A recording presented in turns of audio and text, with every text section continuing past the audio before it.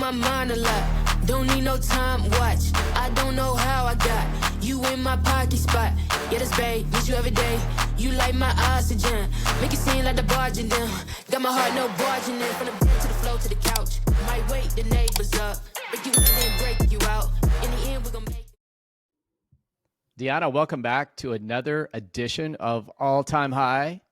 Yes. As we Hello, welcome Jim. people, what Yes, do they need to do to help us everybody. get this show started out the right way, to get off on the right foot? Yeah, I mean, Any recommendations? Yeah, I think you should tell us about your weekend real quick, because you know we love to nerd out on sports. We do love to nerd out on sports. You can see over my shoulder, I've got the NBA Finals trophy. So I was fortunate and blessed enough to go to see the Indiana Pacers play the Oklahoma City Thunder. But that was not my intent. It was not the reason that I was there. I was there to see one Caitlin Clark. Thankfully, she showed back up, a return game. And boy, did she showed out. They sold out the Friday night game, the Saturday afternoon game, the Pacers, then the Fever. And she made three pointers in about, I don't know, a minute, 38 seconds probably. And they were, seems like from half court. So it was really kind of an amazing experience. And watch out, Indiana Fever have it going on. And she's a lot like Tiger Woods, like the things she's doing for basketball. He took off to another level. She is taking basketball to the next level. Yeah, I love it, right? We're disruptors. So I love when you get somebody in there and they're just, you know, she's amazing to watch. So I think that's awesome. Exciting you got to go though. I love it. Yeah, no, when I used to work at Nike, we had a campaign, who's got next? I'm telling you, Caitlin Clark, she's got next. There's no doubt. Uh-oh. Yeah. We should be I've been waiting my whole, trying to figure out who's got next. Now I know. Yeah. Now it's who's got all time high. Yeah. Yeah. You've got that. Well, I'm also hoping while we warmed up the algorithm that people are taking the time to like and subscribe and share. And we have become more active in our responses to people who are communicating on the show. We want to engage with the community. And I will tell you, Dionna, one of the things that we've noted, and I want to be out there in front of this, a lot of people, some of them are spam bots. They're saying nice things about what we're doing, but then they say, well, hey, I have these 12 seed phrases. What should I do with them? Can you let people know how we would, or if we would ever reach out to them, and if we would, or how we would ever ask for seed phrases? I know, that's amazing. So seed phrases literally that's like your key to everything. So you never give your seed phrases out to anybody for any reason, ever, ever, ever, ever, ever. We will never solicit you. We will never write you with good opportunities. Everything we say will be here, and we will never come and ask you for money or solicit you to an investment that we're guaranteed on, because that's not what this is about. No, not at all. We're here for the all-time high to keep building the space. I know Bitcoin has been up and down around that. I look at the market cap for the entire space. We're at 3.29 trillion. It's been a little bit higher. It's come down off of that. Yeah. We're waiting for the legislation to pass. I do have something that's going to be a bright spot in what's going on. But do you want to talk a little bit about the legislation? I think the Senate is voting today. Yep. Senate's voting today. And from what I saw, nobody is addressing Trump's crypto holdings at this point in time, but they are going to they're allowing the vote to go through. Everybody thinks that it's going to pass. What would Stablecoin have to do with Trump's stuff? Well, I think what's going on, they have excluded Congress from participating in this. So basically, there's an ethics amendment that bans Congress from profiting off of stablecoins, but it does not include the president. There's the hate. I mean, we don't need to look further than that. That's the issue. How do you profit off of stablecoins? Just out of curiosity. Well, I've got the answer on that, strangely enough. Okay, so they're not going to allow yield. That's one of the things that they excluded. Okay, got you. That makes sense. But it's that concept of money. It takes money to make money. And so he has money. And based on moves in interest rate and the ability to move in and out of stablecoin, because the way this thing sets up, it's interesting. Yeah. And I'm zoomed in right now. I know people love this or hate this. So zoom in for a second. We'll zoom out. So first off, every stablecoin's got to be backed 1-to-1. So completely liquid. And the issuers are going to print or publish monthly reserve reports, independently audited with CEO and CFO attestation, meaning If you say the money's there and it's not, somebody's going to jail, pretty much. You know, it's crazy. It's monthly reporting. I mean, because when you start getting to like what Tether at that one point in 2018, it was $4.4 billion they had to account for. Are you telling me you're accounting $4.4 billion every month to make sure your one-to-one is backed? I feel like that's kind of a quarterly, might have been a little more doable, but when you start getting those bigger numbers, it's going to be interesting to see how they manage it. Well, it's what you do in the 29, 28 days in between. I mean, I think that's what your point. I'm sorry, I thought that way, but in terms of it's one day. I mean, I've seen people, I'm not here to name names, but if I only have to show you one day, Sam Bankman-Fried, right? Yeah, I already knew where you were going with it. So I did name names. Sorry, Sam. Sorry, FTX. But Alameda Research, they move the money back and forth between shell companies. I've seen that happen with Enron, and this thing sets up. So I'm not saying that whether it's the president or Congress, and Congress is not going to be allowed to, but if the president's company, and it looks like they are going to create something, I think it's Liberty, and what they can do in the 28 days in between that, or the 29th day, whatever you want to think about, they can do some things. They just have the money in the right place at the right time. Yeah. And for people that are around financial statements, cash flows, and balance sheets, it's like a snapshot of your balance sheet at a given point in time. If it's there when they take the snapshot, it doesn't mean that it's there in between the two occasions. Yeah. Snapshot on the 1st, snapshot on the 31st. Let's say, okay, so I'm JP Morgan, or I'm Chase Bank, and I'm going to print a stable coin, right? Okay. I make my chain, we'll call it, JP chain or something like that, Chase chain. And so now I have my Chase chain coin, stable dollar. I mint all of these. So let's say if I mint like 10 million, do I have to have 10 million in cash right there to pair with it in order, to put it on the market? Like, at what point does it get coupled? At what point are you responsible? And then to me, if we're saying, we're now making stable coins the way to do it, how do you provide that one-to-one backing? And isn't that a little bit limiting, because you're still taking a digital asset and tying it to a physical thing at the end of the day, which, by the way, the dollar's not backed by anything anyways.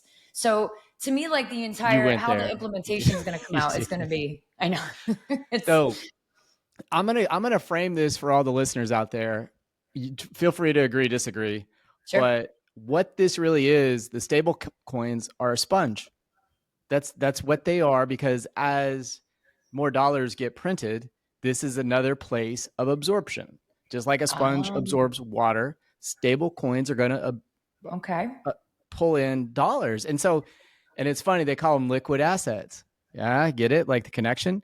And the liquid assets include U.S. currency, USD, short-term treasuries. Now, this is very interesting, because this is today's problem. Short-term treasuries are defined by being less than a 93-day to maturity supply. Where do we have the biggest hiccup going on right now? Right there. It also includes bank deposits, Fed deposits, and or repo funds, which are the overnight things that banks do to make sure that everybody has liquidity. I sound like a CFO today.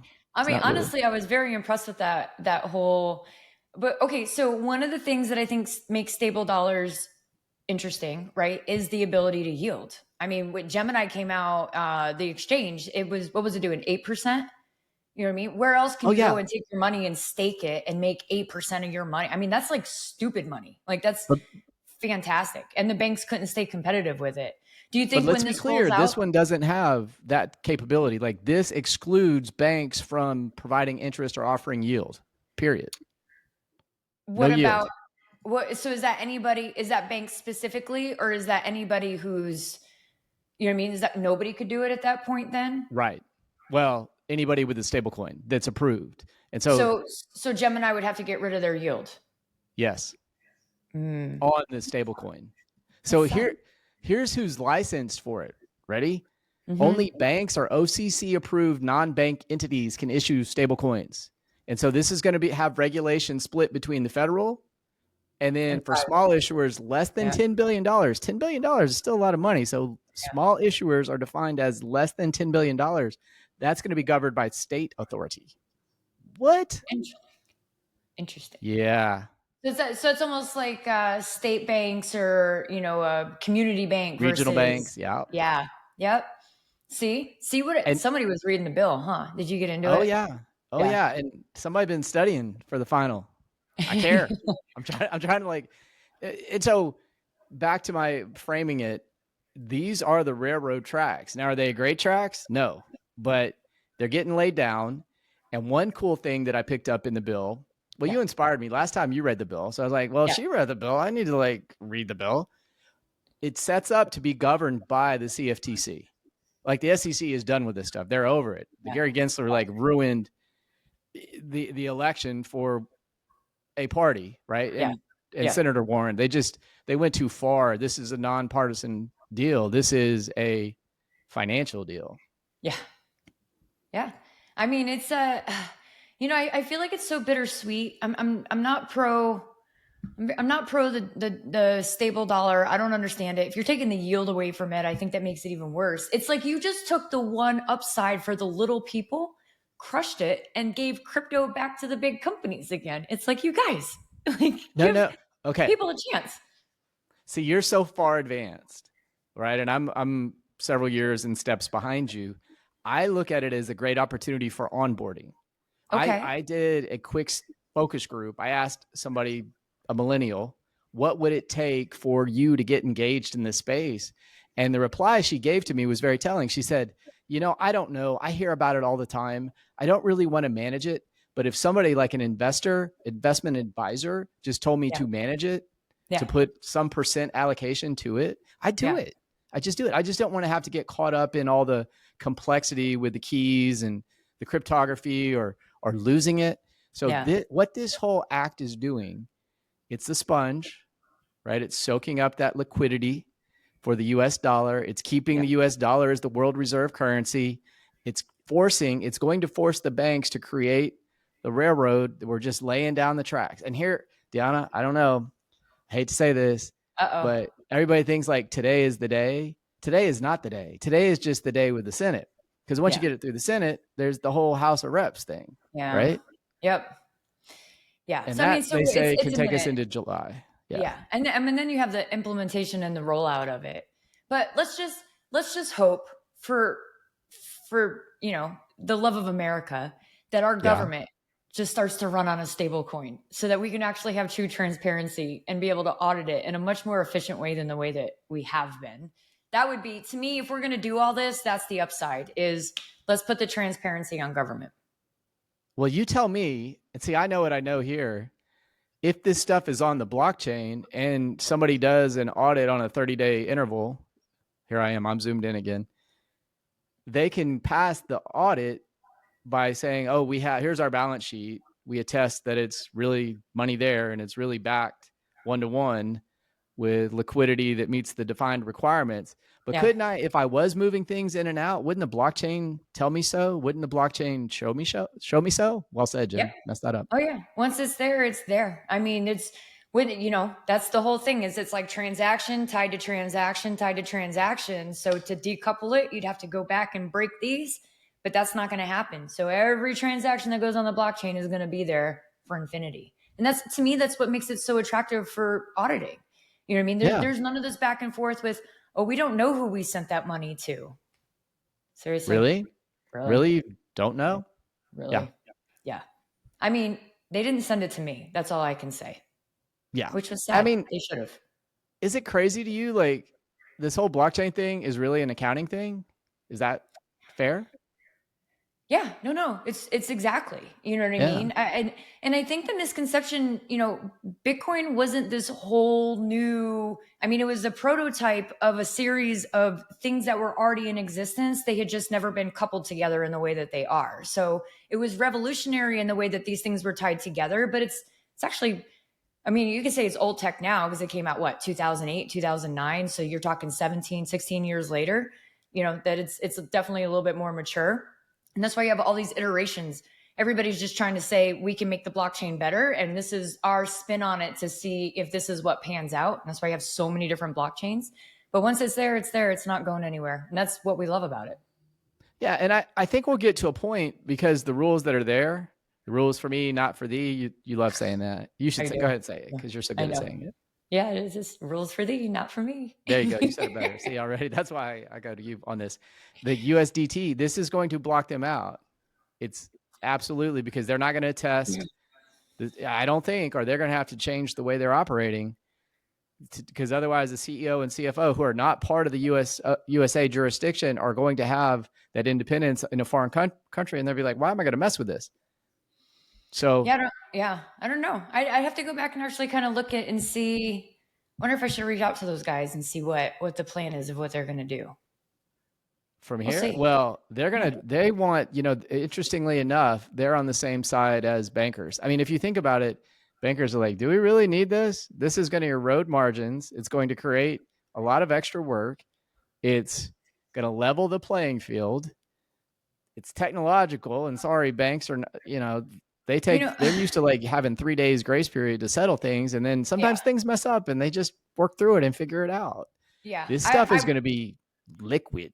I wonder now though, if the opportunity is for them to make money on the fees, you know what I mean? So like, instead of just paying, so what if now we have to go to fees every time we touch our money, like every time we send our money, or every time, like right now you pay a fee for them to hold your money. You pay a fee for them to get your money. You pay a fee if they spend your money and you don't have the money, and you pay the fee if you don't manage all the fees the way you're supposed to be managing the fees in there. So now maybe this just becomes, because to me, that's the only way you add value and money into the bank's pockets, by implementing this technology is, 10 cents, 20 cents here, 30 cents here. I mean, it starts to add up after a while. It's very minuscule for us, but it could be huge profits for them. It will. And don't forget, and we'll talk about this on a future episode, that the interest rates are a big play. So the more money that they have from consumers where they don't have to offer yield, yet they are going to receive yield, means that they've got arbitrage built in. So if the Fed fund rate is hovering around 4%, and somebody who is going to want to flip in and out of stablecoins to crypto and back to stablecoins, they'll catch them on the transaction fees, just like you mentioned, but they're also going to be able to play the rates. Yeah. Crazy. Why don't we just keep making life easier for the banks? I mean, why not? Well, this whole thing to me is to get the banks on board. There is no doubt. That's kind of like the left portion of the Venn diagram, and the right portion of the Venn diagram is world reserve currency status. Yeah. That has expired. It is no longer the US petrodollar. We do not want to find out what the world looks like without everything being denominated in USD. That's a bad look. It is a bad look for us. Yes. Especially. And so this is why it's not, this is both sides of the aisle. This is everybody. This is very USA. This is not left or right, blue or red, Democrat or Republican. This is world reserve currency status, which you and I and everybody in the US of A has benefited tremendously from other countries needing to hold currency that's denominated in US dollars. This gives banks a way to make more money on money. Do you think the rush to do it is to stay competitive against BRICS? Right? Because didn't BRICS release the digital gold? So they have their own, and so here we have what you could consider US adversaries or adversaries to some other countries that have come together and actually released their own cryptocurrency. And they're very much trying to become the world currency, right? I mean, BRICS is, for those who don't know, it's Brazil, Russia, India, China, and South Africa? Nope. Which one? Saudi Arabia. Biggest Saudi one. Arabia. Sorry. I knew I was somewhere in there. And you get what happened there, right? So like we went from petrodollar oil, and we said we would take care of the Saudis if anything bad were to happen because we had all the military might in the world. And now they're part of BRICS. They're like, hey, we know a good deal when we see one.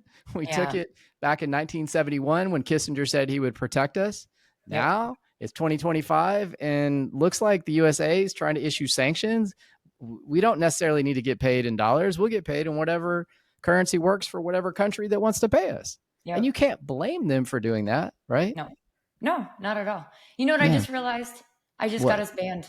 I don't even think we can go through an entire episode without getting us banned. I don't mind. I'm comfortable with that. In fact, I fully, I mean, it's like just one, there's a goal. It's just one episode without getting banned. We could do the non-banned edition. Maybe we'll do one that's strictly educational, but I don't know. For now, another banned edition of All Time High. We'll catch you on the next episode. Thanks, Dionna. We appreciate you. Bye, everyone. You on my mind a lot. Don't need no time watch. I don't know how I got you in my